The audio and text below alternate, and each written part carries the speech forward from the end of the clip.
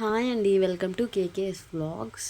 ఈరోజు పాలకూరతో ఉల్లికారం చేస్తాను. పాలకూరతో అందరూ పాలకూర పప్పు, పాలకూర ఫ్రై చేస్తారు. పాలకూర ఉల్లికారం చాలా బాగుంటుంది, ట్రై చేయండి ఖచ్చితంగా. నేను ఎలా చేయాలో చెప్తాను చూడండి.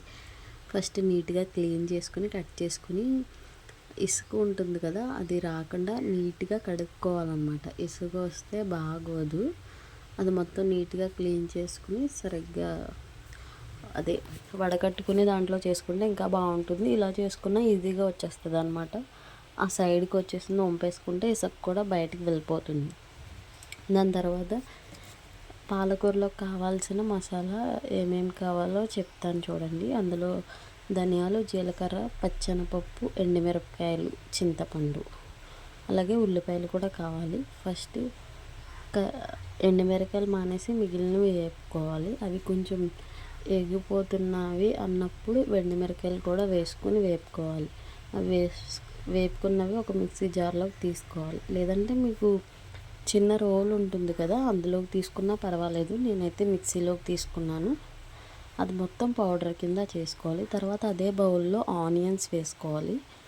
ఆనియన్స్ ఒక కట్ట కాబట్టి ఒక చిన్నవి అయితే 2 ఆనియన్స్ సరిపోతుంది, పెద్దదైతే ఒక ఆనియన్ సరిపోతుంది.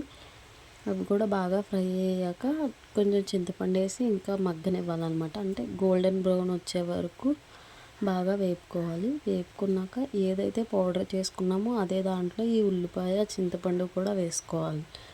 అది కూడా అందులోనే సాల్ట్ అలాగే కారం కూడా వేసుకుని మనకు సరిపడంత అది కూడా కలిపి పేస్ట్ చేసుకోవాలి. నేను అది పేస్ట్ చేసాక వేసాను. ఎలా అయినా పర్వాలేదు, మీకు ఎలా నచ్చితే అలా వేసుకోండి.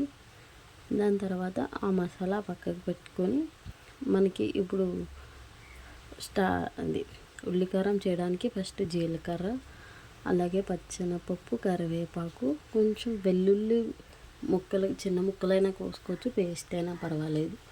అవి ఒకదాని తర్వాత ఒకటి వేసుకొని బాగా ఫ్రై చేసుకోవాలి. ఫ్రై చేసుకున్న తర్వాత మనం కోసి పెట్టుకున్న పాలకూర కూడా అందులో వేసేసుకోవాలన్నమాట. ఇవి బాగా ఫ్రై అయ్యాక వేసుకోవాలి.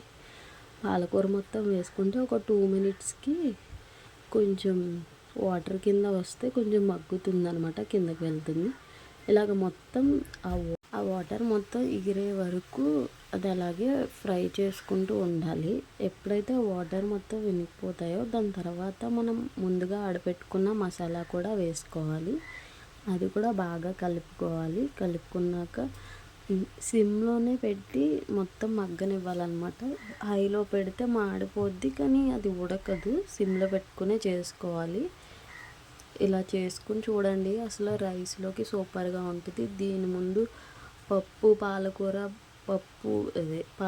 ఫ్రై అసలు టేస్టీ అనిపించదు. ఇలా చేసుకుని తిని చూడండి, చాలా బాగుంటుంది. మీరు కూడా ట్రై చేసి ఎలా వచ్చిందో చెప్పండి. మీకు ఈ వీడియో నచ్చినట్టయితే ప్లీజ్ సబ్స్క్రైబ్ చేయండి, లైక్ చేయండి, షేర్ చేయండి. అలాగే మీరు కూడా చేసి ఎలా వచ్చిందో కామెంట్ చేయండి. ఖచ్చితంగా టేస్ట్ చాలా బాగుంటుంది.